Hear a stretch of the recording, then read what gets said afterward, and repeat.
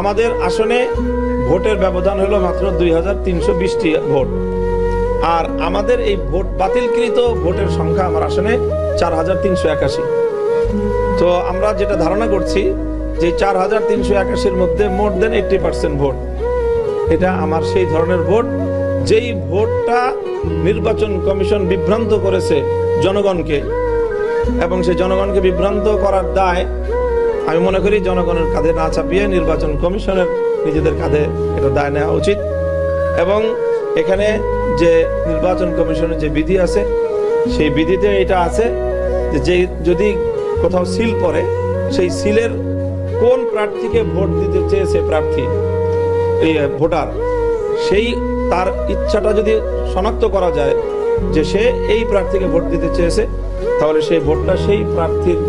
ঘরে কাউন্ট হওয়ার কথা। এই বিবেচনায় আমি মনে করি যে আমার এই জাতীয় ভোট যেগুলো বাতিল করা হয়েছে সেগুলো আবার রিকাউন্ট করে সেগুলোকে যদি গণনা করা হয়, তাহলে ভোটের যেই হিসাব সেই হিসাব থাকবে না। এখানে ওভাররাইটিং করে যেই পরিমাণ ভোট বাড়ানো হয়েছে সেটা এবং যেই পরিমাণ ব্যালট বাতিল করা হয়েছে, এই দুটো যুক্ত করলে আমার ধারণা যে 5000 ভোটের ব্যবধান আমার পক্ষে হবে। তো এই হলো অবস্থা। এই অবস্থার প্রেক্ষিতে আমি তাৎক্ষণিক ওই দিন রাতেই এসে নির্বাচন কমিশনকে অবহিত করেছি, আমাদের এই যে রিটার্নিং কর্মকর্তাকে অবহিত করেছি, এবং ইসি সচিবের সাথে আমি কথা বলেছি, এবং সেটা ওনাদের সাথে কথা বলার পরে এখন আরো প্রুফ সহ